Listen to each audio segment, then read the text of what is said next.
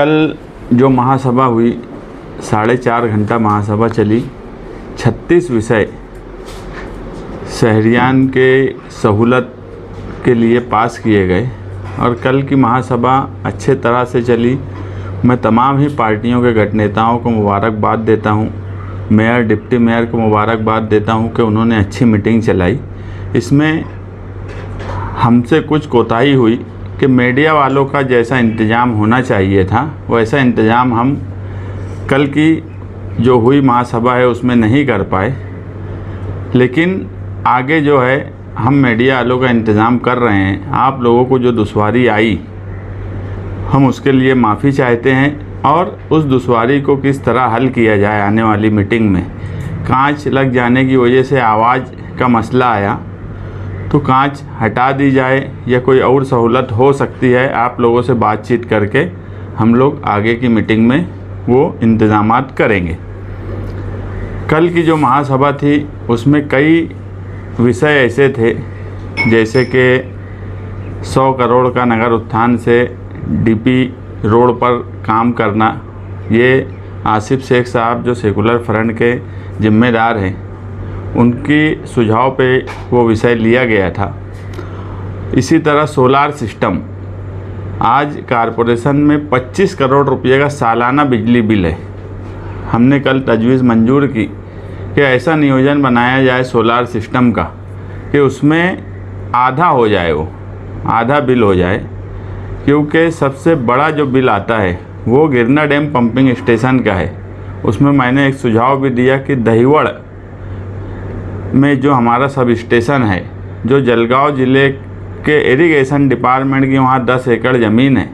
इससे पहले हमने एक प्रस्ताव, मैं खुद गुलाब राव पाटिल जब पानी पुरवठा मंत्री थे उनको दिया था कि जलगांव इरिगेशन से वो ज़मीन हमको दे दी जाए और हम वहाँ सोलार सिस्टम लगाएं। और जो सरकारी हमारा कारपोरेशन है, प्रभाग है, स्कूलें हैं, जहाँ पावर का मसला है वहाँ सोलार सिस्टम लगाने का नियोजन किया जाए। ये एक ऐसा काम है जिससे कारपोरेशन का आर्थिक फ़ायदा होगा और लोगों को सहूलत भी मिलेंगी, क्योंकि एक्सप्रेस फीडर सही काम नहीं करता। हम एक्सप्रेस फीडर का बिल तो देते हैं मगर एक्सप्रेस फीडर की वो सहूलत नहीं ले पाते। इसीलिए पानी का जो नियोजन है टाइम का वो बिल्कुल बिगड़ा हुआ है। ये बात सच है कि पानी पुरवठा डिपार्टमेंट बिल्कुल नाकारा हो गया है। हम कोशिश करके भी उसको सीधा नहीं कर पा रहे हैं, उसके लिए हम अलग से नियोजन बनाएंगे। इसी के साथ साथ कई ब्लॉक रोड, 12 ब्लॉक रोड की तजवीज़ मैं दिया था जिसको मंजूरी मिली। वो ब्लॉक रोड खोलने का काम जल्द से जल्द किया जाएगा।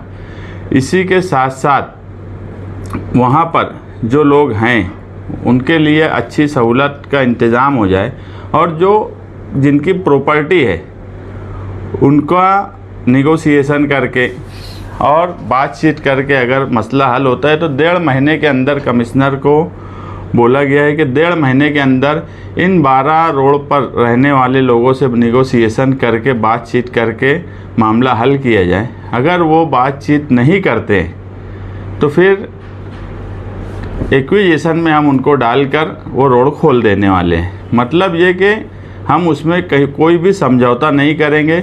जो लोग भी वो रोड पर बसे हैं उन्होंने कारपोरेशन में आकर बातचीत करना और जल्द से जल्द वो रोड खोलने का इंतज़ाम करना। इसके साथ एक विषय मेरा लिया हुआ था 11,000 कॉलोनी का स्ट्रक्चर ऑडिट करना। 11,000 कॉलोनी की स्कीम फेल हो गई, लोग वहाँ जाने से डरते हैं। लोगों की एक समझ बन गई है कि वो कंस्ट्रक्शन सही नहीं है, तो इसलिए उसका स्ट्रक्चर ऑडिट किया जाए 1 महीने के अंदर। और इंफ्रास्ट्रक्चर जो मूलभूत सुविधा है उसका भी स्ट्रक्चर ऑडिट हो और बिल्डिंग का भी हो कि वहाँ क्या ज़रूरत है। उस विषय पे जब प्रशासन ने जवाब दिया तो कई बातें सामने आई। एक ये कि 26 बस सेंट्रल गवर्नमेंट ने इलेक्ट्रिक 26 बस छोटी साइज़ की मंजूरी दे चुकी है। उसका इलेक्ट्रिक सब स्टेशन कारपोरेशन की जिम्मेदारी है। तो अगर वो बन जाए तो वो 26 इलेक्ट्रिक बस मिलेंगी, तो उससे आने जाने की सहूलत 11,000 कॉलोनी के साथ साथ हम शहर भर में भी उसके इंतज़ामात कर सकते लोगों की सहूलत के लिए। इसी के साथ साथ उसी स्कीम में जो IHSDP के नाम से आई थी, उसमें 48 करोड़ रुपया इंटरेस्ट का पैसा है, प्रशासन ने बताया, और 36 करोड़ रुपया जो उसकी मूल रकम थी, वो ऐसे 85 करोड़ रुपया जो है वो आज कारपोरेशन के एक अकाउंट में है। तो स्ट्रक्चर ऑडिट करके उस पैसे से ही उनके इंतज़ामात कर देना। इतनी बड़ी रकम होने के बाद भी प्रशासन ने अभी तक कोई ऐसा नियोजन नहीं बनाया कि उनको सहूलत मिले।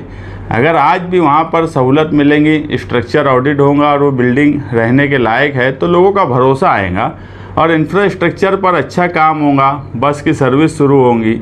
और जो वहाँ के मसले हैं, अगर हमारे पास पैसा है तो उस पैसे को उसी में खर्च करके वहाँ इंतज़ामात किए जाएं।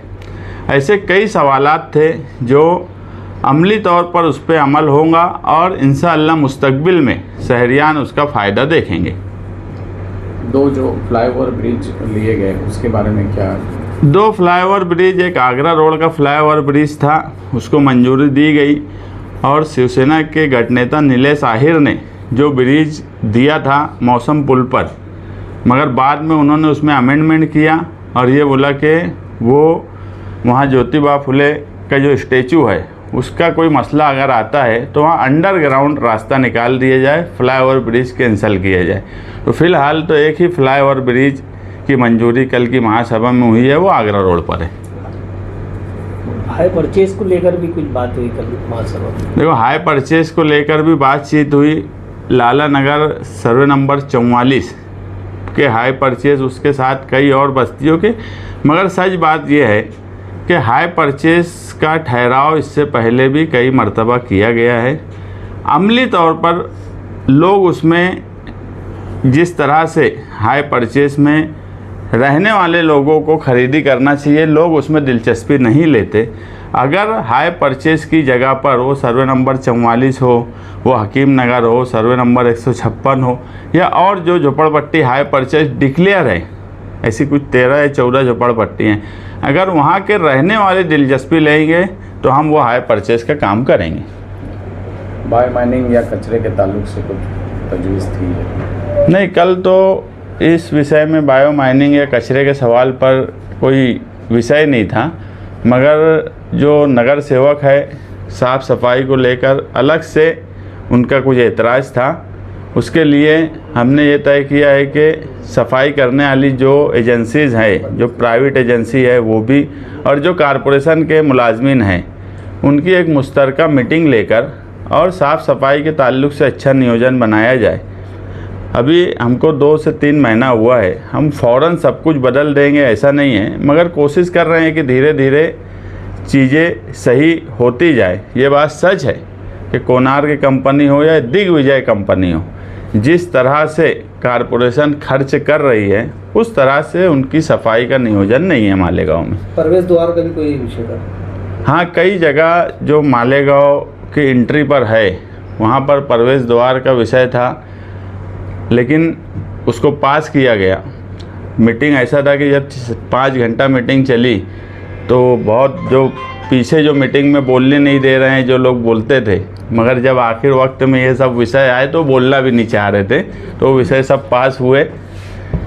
जो एंट्री पर प्रवेश द्वार, हाँ, उसमें करण जो है इस्लाम पार्टी के, हमारे सेकुलर फ्रंट के, उन्होंने बाबा साहेब के नाम पर मौसम पुल पर एक गेट बनाने की बात बोली है।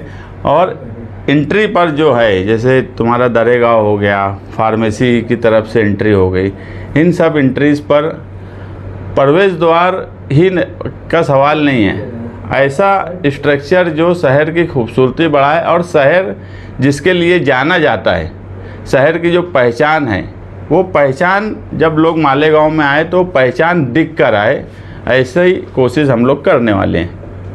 तुबा कॉस्मेटिक कंप्लीट स्किन सॉल्यूशन आपके लिए लाया है धूप से बचाने वाली डे क्रीम, सौंदर्य चेहरे को गोरा करने वाली नाइट क्रीम, फुंसियों के लिए TC skin cleaner and serum, सर्दी में जिल्दों को ताजा रखने वाला मॉइस्चराइजर, 7 दिनों में गोरा करने वाली क्रीम, आंखों के नीचे कालापन को दूर करने वाला टीसी डार्क वे सीरम, हाथ और गर्दन का कालापन दूर करने वाला साबुन। हमारा पता याद रखें, कुसुम्बा रोड, औलिया मस्जिद के सामने, तुबा कॉस्मेटिक कंप्लीट स्किन सॉल्यूशन।